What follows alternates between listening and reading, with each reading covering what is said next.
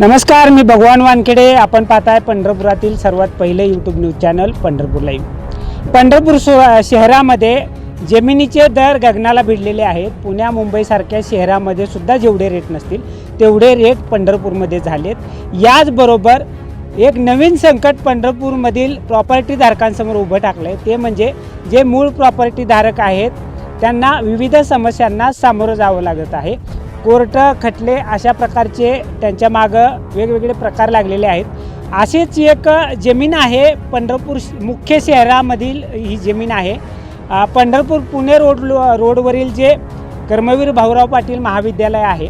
या महाविद्यालयाच्या अपोजिट साईडला विठ्ठल हॉस्पिटलच्या शेजारी ही जमीन, तिथून सुरुवात होते. ती पाठीमागं जो पंढरपूर शिरडोन रस्ता आहे, या शिरडोन रस्त्यापर्यंत ही जमीन आहे. गट क्रमांक 107 हा या जमिनीचा गट नंबर आहे. एकूण 14 एकर 22 गुंठे ही जमीन आहे. या जमिनीचा वाद गेल्या अनेक वर्षापासून कोर्टामध्ये चालू होता, परंतु आता कोर्टानं या जमिनीच्या वादाला पूर्णविराम दिला असून कोर्टाचा निकाल जाहीर झाला आहे. आपण जाणून घेणार आहोत ज्यांच्या विरोधात कोर्टामध्ये वाद चालू होता ते या जमिनीचे आत्ता कोर्टानं सिद्ध केलेले वारसदार कोण आहेत आणि कशा पद्धतीनं हा खटला चालू होता आणि आता यापुढं त्यांची पुढील कायदेशीर प्रक्रिया काय असेल ती. सर्वप्रथम जाणून घेऊया या जमिनीचे जे आता कोर्टानं ज्यांच्या नावानं आदेश दिला, ज्यांच्या नावानं निकाल दिला आहे, ते सर्वजण माझ्यासोबत आहेत. एकूण 16 जण या जमिनीचे मालक जण या ठिकाणी आहेत. आपण जाणून घेऊया या व्यक्ती कोण कोण आहेत ते. माझं नाव किरण बाळासाहेब बोहिटे, राहणार चिंचवड, शाहूनगर, पुणे. तुमच्या बाजूने निकाल लागलेला आहे? आमच्या बाजूने निकाल लागलेला आहे आणि मी विमल बाळासाहेब बोहिटे यांचा मुलगा आहे. माझं नाव प्रकाश बाळासाहेब बोहिटे. मी पुण्यात गोखलेनगरमध्ये राहतो आणि माझ्या आजोबांची ही जमीन आहे. कोर्टाने दिनांक 18/4/26 रोजी निकाल दिला आहे आमच्या बाजूने. आम्ही मूळ खरे वारसदार आहोत. नमस्कार, माझं नाव बोहिटे हेमंत बाळासाहेब. ही प्रॉपर्टी माझ्या आजोबांची आहे. यातला 7 एकर 11 गुंठे याचे आम्ही 16 जण वारसदार आहोत. ते आहे तिथं सगळेजण. नमस्कार, मी राजेंद्र जगताप. स्वर्गीय नरसो काळे यांची प्रॉपर्टी आहे आणि आम्ही त्यांचे वारस आहोत. न्याय मागण्यासाठी आम्ही कोर्टामध्ये दावा दाखल केला होता आणि कोर्टाने आमच्या बाजूने निकाल दिलेला आहे आणि कोर्टाने आम्ही खरे लिगल वारस आहोत, कायदेशीर वारस आहोत असं आम्हाला प्रमाणपत्र दिलेलं आहे. नंदकुमार वैजनाथ डोंबे, राहणार पंढरपूर. अजून तुमच्या बाजूने निकाल दिलाय कोर्टाने? हां, कोर्टानं आमच्या बाजूने निकाल दिलेला आहे. किती वर्षापासून ही केस चालू होती? जवळजवळ 2014 पासून चालू होती. तुमचं नाव काय? मी मुकुट आनंदराव काकडे, राहणार पांगारे.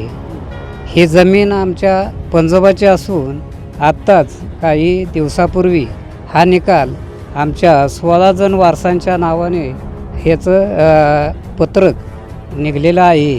ही जमीन आमच्या मालकीची असून यात इथून पुढे कुणी कुठल्याही प्रकारचा गैरव्यवहार, खरेदी विक्री असे कुठल्याही प्रकारचे व्यवहार या ठिकाणी करू नयेत. केल्यास कारवाई केली जाईल. मी सुरेश आनंदराव काकडे, राहणार पांगारी. ही जमीन आमच्या पंजोबाची असून आम्ही त्यांचे वारसदार आहोत. हे कोर्टात सिद्ध झालेले आहे. मी पद्मा दिलीप यादव, राहणार पंढरपूर, दाळे गल्ले, कायकाडे महाराजाच्या मठा शेजारी. हे आमची जमीन आहे. तिथं कोणीही हक्क दाखवणे आमच्या नावाने झालेले आहे. सांध्या शंकरराव भोयटे, मुक्काम पोस्ट कर्नलवाडी, तालुका पुरंदर, जिल्हा पुणे. ही आमच्या हक्काची जमीन आहे असं आम्हाला वाटतं. आता इथं कोणीही हक्कदारी दाखवू नये. कोर्टाने निकाल दिले, आमच्या बाजूने दिलेला आहे. रत्नमाला बाळासू शितोळे, मुक्काम पोस्ट मुरुम, तालुका बारामती, जिल्हा पुणे. ही आमच्या आजोबांची जमीन आहे. हे आम्हाला कोर्टाने निकाल दिलेला आहे. या ठिकाणी आणखी 2 वारसदार हजर नाही आहेत काही कारणानं. आपण त्यांचीही नावं जाणून घेऊया. ती कोण 2 वारसदार आहेत? माझा लहान भाऊ संजय माणिकराव जगताप, मुक्काम पोस्ट मुरुम, तालुका बारामती, जिल्हा पुणे. तो कायमस्वरूपी बेडवरती आहे. तो हलू शकत नाही, अपंग आहे, त्याच्यामुळे तो येऊ शकला नाही आज. अजून यांची आई आमच्या मातोश्री आहेत, उर्मिला सुभाष काकडे. राहणार पुणे वानोडी. बरं. आणि त्यांनी आता येऊ निकाल शकले. लागलेला आहे, तर कुणी कोणी ताबा नका मारू असं. आणि एक राहिला अजून वसंत वैजनाथ डोंबे, हां. ती सांगा. माझे लहान भाऊ आहेत. ती काय कारणामुळे येऊ शकले काय नाहीत. नाव वसंत वैजनाथ डोंबे, ती पण आले नाही. हां, ती बी आले नाहीत. आपण पाहिलं या जमिनीचे वारसदार जे ठरलेत, कोर्टानं ज्यांच्या बाजूनं निकाल दिलाय त्यांची नावं आपण जाणून घेतलेत. या जमिनीचा जो न्यायालयीन कामकाज होतो, जो न्यायालयीन लढा होता, त्या चालवणाऱ्या वकील साहेब माझ्यासोबत आहेत. आपण त्यांच्याकडून जाणून घेऊया हा खटला कधी चालू झाला होता, विरोधक यांचे ज्या अपोजिटला जी होते सामनेवाले, त्यांचं म्हणणं काय होतं आणि कोर्टानं कोणत्या निकषावर यांच्या बाजूनं निकाल दिलाय ते. मॅडम आपलं नाव काय? नमस्कार, मी ॲडव्होकेट रजनी गाडे. पंढरपूर येथील कोर्टामध्ये या सगळं अर्जदार नंबर 1 ते 16 यांनी सिव्हिल MA 9124 हा दाखल केला होता की आम्ही या प्रॉपर्टीचे गट नंबर 107चे कायदेशीर वारस आहोत म्हणून. साधारण 1-2 वर्षापूर्वी हा अर्ज दाखल केला होता. तर त्यामध्ये कोर्टाने आमचा सगळा पुरावा घेऊन आणि कॉन्टेस्टेड होऊन त्यामध्ये हे जे 1 ते 16 अर्जदार आहेत यांना कायदेशीर वारस म्हणून घोषित केलेलं आहे. प्रॉपर्टी ही मूळची नरसुकाळे यांची असून तर त्यामध्ये आजपर्यंत या वारसांना कधीही न्याय मिळाला नव्हता. त्यांच्यावर आजपर्यंत अन्याय झालेला आहे. तरी माझं असं आपल्या सगळ्यांना असं सांगणं आहे की गट नंबर 107बद्दल इथून पुढं कोणीही कुठलेही बेकायदेशीर व्यवहार करू नयेत. साधारणपणे गहाणखत, प्रॉपर्टी खरेदी खत किंवा आणखीन भाडेपट्टा असं काही झालं तर त्याला हे सगळं अर्जदार किंवा जे कायदेशीर मालक वारस म्हणून डिक्लेअर झालेले आहेत हे जबाबदार राहणार नाहीत. माननीय कोर्टानं कोणत्या निकषावर माननीय कोर्टानं हे जे मूळ वारस आहेत कायदेशीर त्याच्याप्रमाणे त्यांना घोषित केलेलं आहे. या जमिनीचे समोरून साधारण बरेचसे जे अपोजिट पार्टी म्हणून आले होते ते सगळे खरेदीदार होते आणि त्या खरेदीदारांचा आणि या प्रॉपर्टीचा तसा काहीही अर्थार्थी संबंध नाही. मूळ वारस त्यांच्यापैकी कुणीही नव्हते आणि त्यामुळे हा सगळा पुरावा ग्राह्य धरून मेहरबान कोर्टाने या अर्जदारांना न्याय दिलेला आहे. आता पुढील न्यायालयीन प्रक्रिया पुढील न्यायालयीन कोर्टामध्ये आम्ही जसे आम्हाला याच्यामध्ये कायदेशीर जे काही बाबी आढळून येतील त्याप्रमाणे आम्ही दावे दाखल करत आहोत. आता यांची नावं दाखल व्हायला पुढील काय न्यायालयीन लढाई लढावं लागणार आहे का लगेच नाव? नाही, न्यायालयीन लढाई आम्हाला लढावीच लागणार आहे. पण तरीसुद्धा न्यायालयीन लढाई लढत असताना यामध्ये जर कोणी काय आणखीन डवळाडवळ करेल, इंटरफिअर करेल किंवा काही बेकायदेशीर व्यवहार करतील ते सगळे अर्जदार नंबर 1 ते 16 यांच्यावर बंधनकारक राहणार नाहीत किंवा त्यास हे जबाबदार राहणार नाहीत. याची सगळ्यांनी सक्त नोंद घ्यावी. आता जोपर्यंत न्यायालयीन लढा तुमचा पुढचा चालू आहे तोपर्यंत या जमिनीवर कुणालाही काही करता येत नाही, खरेदी वगैरे काय करता नाही. जोपर्यंत आम्ही कोर्टामध्ये दाद मागणारच आहोत त्या संदर्भात. आता दाद मागेल्यानंतर मेहरबान कोर्ट ठरवेल की या बाबतीत काय नाही करायचे, स्टेप्स घ्यायच्या, काही ऑर्डर्स करायच्या, ते मेहरबान कोर्टावर अवलंबून राहील. आत्ताच मॅडमनं सांगितलं त्या पद्धतीनं हा निकाल लागला आहे. ॲडव्होकेट बिस्मिल्ला शेख यांचंही त्यांना सहकार्य लाभलेलं आहे.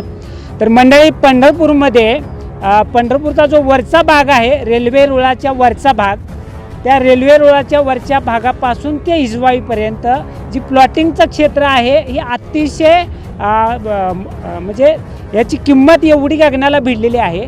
या ठिकाणी जागा नावाला शिल्लक आहे, ती काही मोजकीच जागा आहे, त्यापैकीच ही सोन्याचा भाव असलेली जागा आहे. आपण या ठिकाणी जो पंढरपूर शिरडोन रस्ता बघतो त्या शिरडोन रस्त्याला लागून जी मोकळी जागा म्हणता येईल ती एवढी एकच जागा आता पंढरपूरमध्ये आहे. त्यानंतर काही पलीकडं इसबावी भागामध्ये जागा पंढरपूरकरांसाठी म्हणजे नवीन घेणाऱ्यांसाठी उपलब्ध आहे. तर अशा काही जागा कोर्टाच्या खटल्यामध्ये अडकलेल्या आहेत. ही जागा आता मोकळी झालेली आहे. परंतु आत्ता वकील जे मॅडम आहेत त्यांनी सांगितल्याप्रमाणे अजून न्यायालयीन प्रक्रिया चालू आहे. या बातमीद्वारे आम्हाला पंढरपूरकरांना आणि पंढरपूरमध्ये प्रॉपर्टी खरेदी करू इच्छिणाऱ्या सर्वांनाच एक विनंती करायची आहे की पंढरपूरमध्ये जर तुम्ही प्रॉपर्टी खरेदी करत असाल तर या प्रॉपर्टी संदर्भामधील अधिक माहिती घ्या. या जी जागा तुम्ही खरेदी करणार आहात त्या जागेवर कोर्टाचा खटला चालू आहे का, काय वाद चालू आहे का, ती जागा निर्जोखीम आहे का तुम्हाला घेण्यासाठी, याची कागदोपत्री सखोल तपासणी करा आणि नंतरच पंढरपूरमध्ये प्लॉट खरेदी करा. हा पंढरपूर लाईव्हच्या वतीनं तुम्हाला मोलाचा संदेश आहे. पंढरपूर लाईव्हसाठी भगवान वानखेडे, पंढरपूर.